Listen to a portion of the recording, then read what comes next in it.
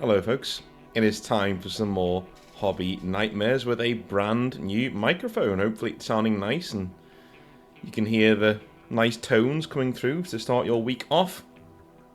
If you want to send in some hobby nightmares, make sure you do so at hobbynightmares@gmail.com. That is hobbynightmares@gmail.com. I am down to my last 7 now, which is awesome.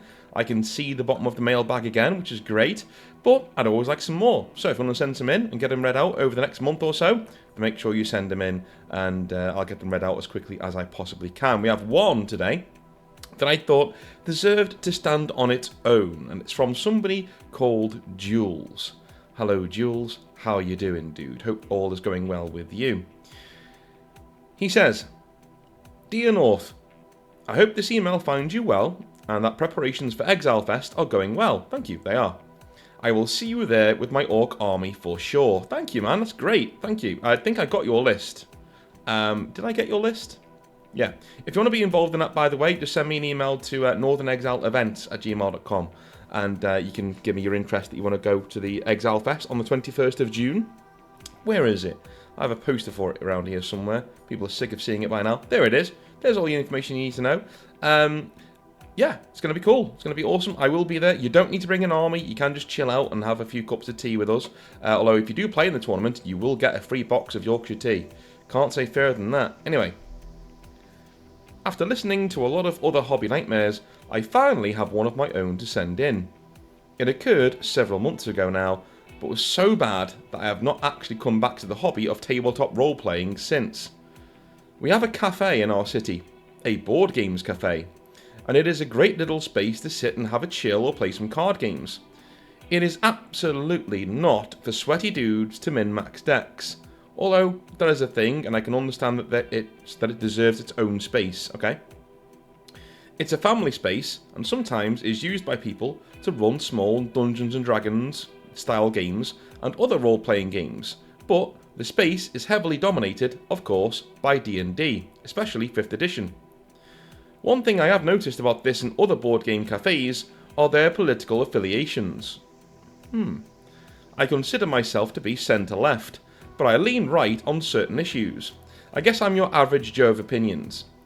This cafe is plastered on the walls and windows with LGBTQ+ ally branding, trans women are women slogans all over the place, and it has a strictly unisex toilet, of which there is only one for quite a large cafe, and the staff often wear ostentatious, homeless chic clothing with dungarees, awful haircuts, and really odd looking piercings.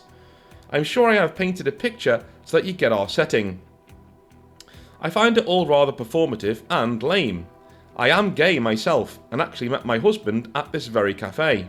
We both think the way they go over the top with their support, quote unquote, just makes us feel abnormal and as if we are being pandered to.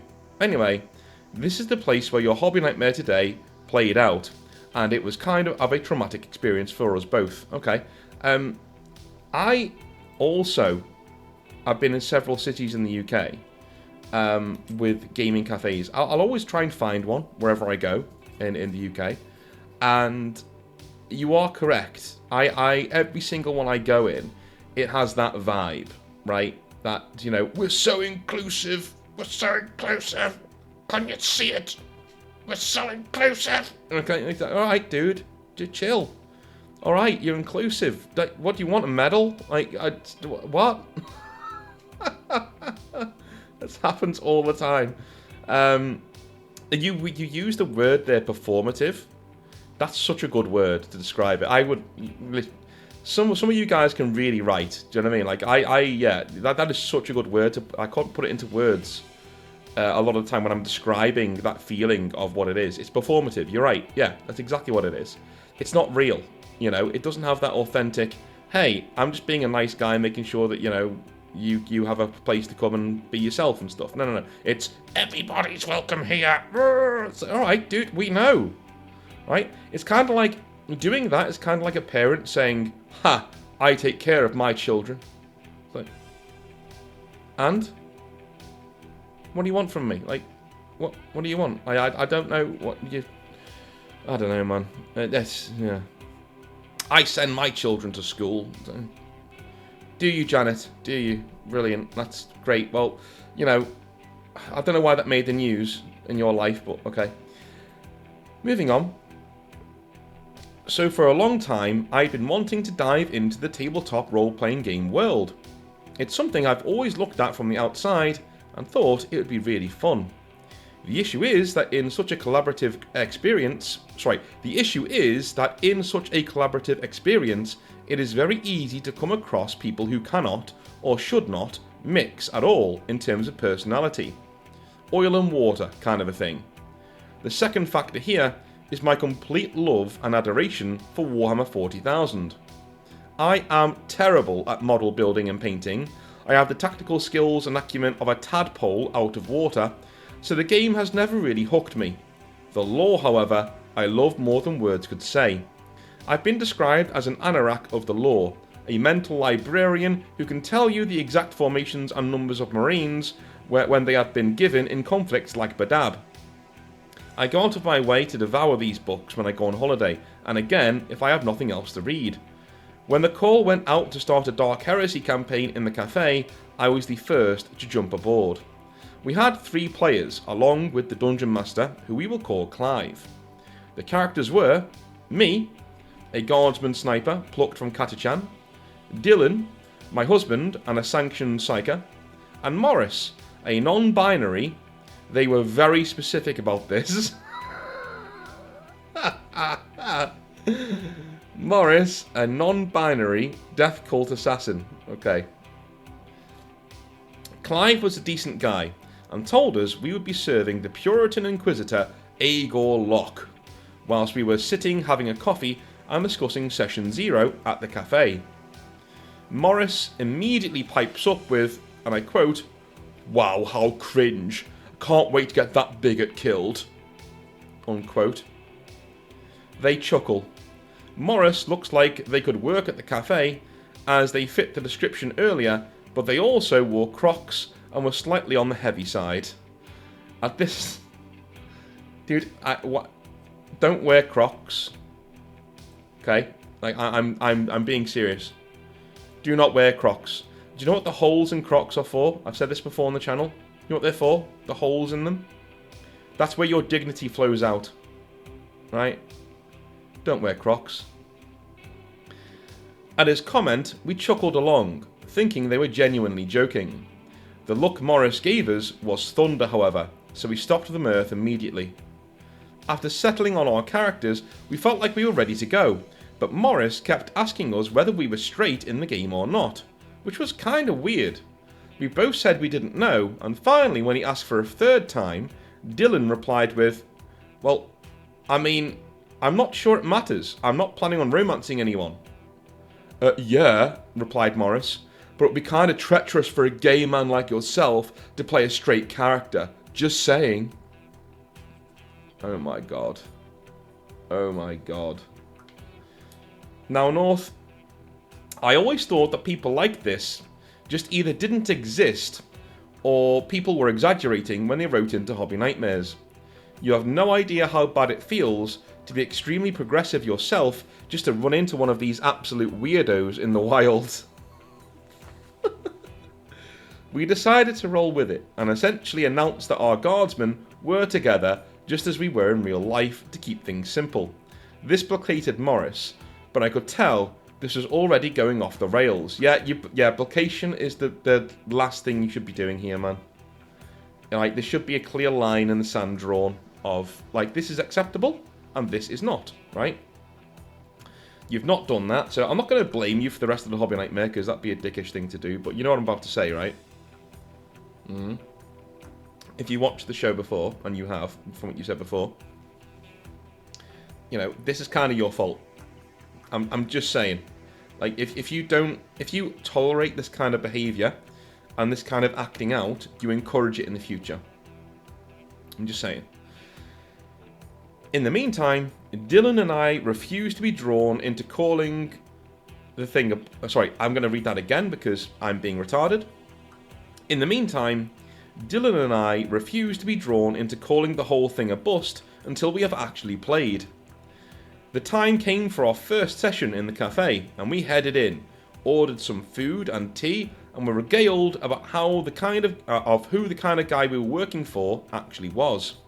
Locke, the Inquisitor, our boss, was a real Puritan asshole, a demagogue of the Imperium, and he'd plucked us all from obscurity to serve as his enforcers on the farming world of Nubia Secundus. Dylan and I are pretty happy with how things are sounding. There have been reports of the grain output from the world dropping by a couple of percent, and we were there to investigate. Not the most exciting of jobs, but without that food, several important Imperial worlds and conflicts surrounding the world would starve or grind to a complete halt. To cut a long story short, the sessions would have played out with us, the players, finding the extra food is being stockpiled by a rebel army that has fallen to Tau influence, not chaos for once, on the world. But we never really made it that far. "Wait," said Morris. "What kind of conditions are the workers working in? What are their rights?" Yeah, at this point, I swear to God, dude, like, this is not even the first Hobby Nightmare where somebody said something like this about working with Inquisitors. It's not even the first one. As soon as you get any of these people saying shit like this in a game that is make-believe, walk away. Right? I myself write role-playing games. It's something that I really enjoy doing, right? In my spare time, I write rules, I write lore for different role-playing games. I've got 2 that I'm working on right now, both of which are like quite robustly grimdark, right? There's one that's like a grimdark western about, Lovecraftian horrors and things, and there's another one that's like a grimdark Templar-ish fantasy world, right? And if I explain that to people, okay, that's what it is. If you don't want to play in that kind of a world, then I invite you to find yourself a table where you can play the game that you want. If you want Baldur's Gate 3 level chandelier climbing and swinging off them hijinks with all of your lovely LGBTQ plus characters who all get along for some reason, and how you want to right all of the wrongs in the world because you're the hero and I need to acquiesce to your little fifis, then go play another game somewhere else. Okay, you don't need to be here. This is why, Jules, we have boundaries. This is why. You have to draw that line in the sand and say, "I'm sorry, my friend, this game might not be for you." And you know what? That's okay. There's no problem with that. Absolutely not. You know what I mean? It's not for you. That's all right. You know? To this question, Clive shrugged and said, that's not really important to the Inquisitor. If you ask him that, he is going to ignore you, and you get the growing sense that he has marked you as a bit of a problem, quote unquote. Do you want to ask that question still, or are you going to let that go? "That's ridiculous. Workers' rights are important," Morris huffed. "That's right, they are. What you just said is pure evil," came a voice from behind the counter of the cafe. One of the barristers is staring daggers at Clive. Clive held up his hands. "Okay, you get these are not my opinions, right? We're just playing a role game here. That's right, dude. I don't know why I'm so retarded. Can you just read this without screwing it up? All right, cool. Here we go. Clive held up his hands. "Yeah, you get these are not my opinions, right? We're just playing a role-playing game here. That's all." "Sure, buddy," sneered the barrister before going back to work elsewhere. "Dude, I'm packing up my shit. I'm sorry. I'm packing up my shit. Like, at this point, shove your cafe up your arse. I'm leaving. I'm going. Nah. Come on. It's not. This isn't salvageable. Not for me." Morris sat with his arms crossed, looking extremely smug and pleased with himself. Clive sighed and explained the workers are worked very hard and are paid very little. They are essentially medieval serfs in space. Morris is not happy and declares he will head to the planet and lead them into a better tomorrow, with or without our help. The only reason we did not call a halt to this then and there was because we never get to play in such games, so we were pretty determined to see this out and see where it went. I could give you the exhaustive detail about Morris's behaviour on the world, but safe to say, the following happened, and I know you love your lists. I do, I love lists. Number 1. In any interaction with non-player characters, Morris would ask about how attractive they were, stating that they were going to try to seduce them if they were. This happened almost every time a new person, especially female non-player characters, were introduced to the party. Yeah, that's what I like to call the roguification, right? The amount of Dungeons & Dragons 5th edition rogues who act that way, it just makes me check out and I stop playing. I excuse myself. Do you know what I mean? Nah. Look at the dragon, I want to seduce the dragon. Go fuck yourself. You fucking degenerate. Number 2. When we dealt with someone who was in power, a boss, a politician or whatever, Morris would become absolutely insufferable, or even more so than usual, going on lengthy rants about class warfare and struggle and the like. I would often catch a barrister or two nodding sagely as Morris talked about the evils of corporate greed and capitalism. I have to say, this guy's so bad. He's starting to, like, do you know that point in Hobby Nightmares where somebody crosses the pale from bad to, like, now that they're funny again? He's just such a caricature. He's gone from being, like, such a dick to being, like, you know, I don't know. Number 3. He would always find ways to try to avoid taking any damage in combat, often hiding behind our characters to do so. Whenever he did take damage, he would describe it as cheating and bullshit, essentially once calling out Clive as targeting himself because I am non-binary, quote unquote. Clive had enough at this point and told Morris straight up that suggesting that was completely offensive, which of course it was. Things calmed down for a little bit. Number 4. When we began to uncover the plot of the people on the world that were turning to the Tau Empire, Morris was all in on betraying the Inquisitor and working with the Tau, which we did not want to do. This eventually ended in a scuffle as the Death Cult assassin and Dylan went head to head, with Morris's character coming out on top in the end. Clive painted a picture of the scene, about to resolve the action, where Morris cuts him off very loudly. "I cut off the bigot's head," he said. I've noticed that you're getting more annoyed, right? And as you get more annoyed, you stop using they and you use he. Has anyone else noticed that? You stop using they. You're trying. You're trying. Even if this person really annoys you, you're trying to keep using they. You're now using he. I just found that quite funny. "I cut off the bigot's head," he said.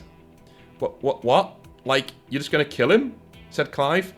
"You heard what I said," said Morris snidely, looking at Dylan the whole time. So my husband's character died then and there. Morris turned his character then towards me. "And you should just get in His sentence was cut short by my bolt sniper round spraying his brains into the air behind him. I rolled so much damage that Morris's already weakened character was essentially obliterated by a headshot.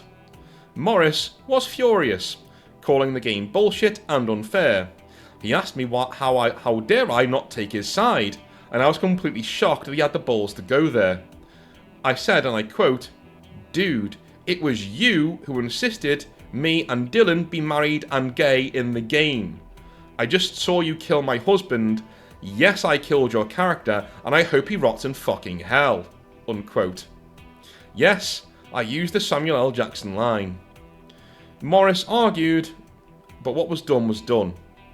I radioed into Locke, the Inquisitor, calling the investigation a bit of a bust, and that much of the populace had fallen to Xenos influence. I recommended an invasion by Ordo Xenos and Deathwatch elements and, if that could not happen, a complete purge of the cities on the planet. Not exterminatus, we still needed the planet to grow food, but enough bombardment to annihilate any and all dissidents. Morris was foaming at the mouth at this point almost, calling me every name in the book, from bigot to Uncle Tom, I'm black. Oh no! Oh no! Oh no! Right, for those of you who don't know, Uncle Tom is like it's like, how to put this? When I've had it explained to me, it's when black dudes or black people like say to somebody who is like, you know, nice to white dudes, like, you know, you're an Uncle Tom. So Uncle Tom was somebody, I think he was a character from like a Huckleberry Finn or something, where he's like really nice to like white slavers and stuff, which, you know, is quite traumatic a thing. But calling somebody an Uncle Tom was like a big slander. Like that's big. Like that's not nice at all. If this is a white guy and Morris, and Jules, you're black, and he's calling you an Uncle Tom.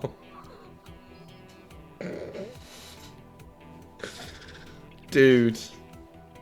The lack of self-awareness is almost respectable. Almost. Not quite, but almost. That's incredible. Okay. He called me every name in the book, from bigot to Uncle Tom. I'm black. And back again. Finally, I snapped and told him to shut his fucking hole. I can't believe you want to kill the workers. That is evil. All I wanted to do was have them rise against their masters, and here you are murdering innocents, he shouts. Dude, I say, I'm loyal to the Imperium, and before you say it, I couldn't give less of a shit if you're trans or non-binary or whatever. My character is loyal to the Imperium. That stuff doesn't come into it, alright? Unquote. That stuff? Morris shouted. I think you need to leave. You're in the wrong place. The barrister from before said from above us.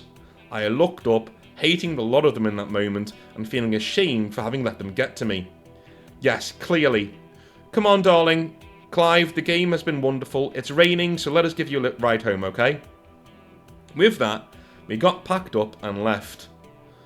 Morris, I shit you not, went to the toilet and didn't come out after his outburst. We have not been back since, and I now just read my lore and keep to myself. Honestly, I didn't think that I would ever come across anything like this, but here it was, in my face. I don't think I will ever come back to role-playing, as the scene in my city is kind of full-on lefty in terms of people playing 5th edition D&D and nothing else. As I said, I'm a die-in-the-wall liberal, but I don't have brain rot. Thanks, North, Jules. My God. There are some hobby nightmares where I feel dumber for having read about a person. Like, I feel like my brain cells have just gone, and I'm just not wanting to... Dude. I just... Like, they live among us. They do. They live among us. They are out there. They live among us. And, you know, it's becoming more prevalent. You know, like, especially from the hobby nightmares I get in, it's becoming a lot more prevalent. Like, you know, we're getting this kind of a sea change in role-playing games. You know, it used to be a place where dudes could get together, roll dice, have fun, and tell stories, you know. And now, it's basically, I don't know, dude. I'm seeing a lot more of these political firebrands coming into the hobby and wanting to use it as a space to, like, get on their soapbox sort of a thing. I don't know. I've only seen like once or twice in real life something like this. I mean, I saw one in another gaming cafe where there was this girl, and I swear to God, she thought she was some sort of voice actor. You know. Now I'll be honest with you. I find putting on voices in role-playing games kind of cringe, and I know I shouldn't. Right? I shouldn't. But I'm British and I'm cynical and I do. So, you know, shoot me. You know, especially if you're American, you probably can. But, like, just like you do in your schools. Oh! No. So, yeah, I just find it kind of cringe that, you know, people come into these things and they kind of do their little voices and things. And, listen, I've done voices in RPGs as the DM, you know, because sometimes you have to like, differentiate two characters apart from each other.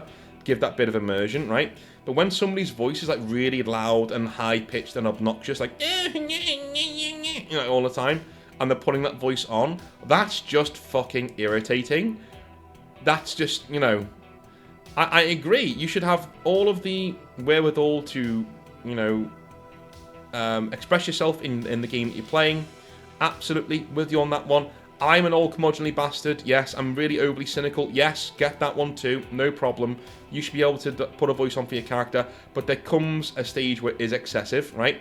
I'm noticing a lot of those people too. They watch Critical Role and they think that's what you do. It's not. You're not a professional voice actor. Please stop doing that. Stop shouting across the cafe or the gaming space or even somebody's home like, dude, you don't need to chew the furniture with every single line you say in this RPG. You can just, you know, chill. The best guy I've ever seen do this is Jason Carl, who does the Vampire the Masquerade stuff, the DM for them, the storyteller for them. He's amazing at using his own voice, very slightly changed, and you know exactly which non-player character is speaking. It's incredible. He's so good, right? That's the kind of thing that gets me. I'm like, oh yeah, this is great. Like this is awesome. That is what you should be doing. You know, most of you, because a lot of you put on voices that are just bad. So yeah, I'm noticing a lot of political stuff coming in, at least in the UK, especially in these kind of cafes. You are right there, Jules. I'm not sure you're from the UK. Let me know. Hopefully you are. I mean, I know a few of you are coming from America to Exalfest, but you know.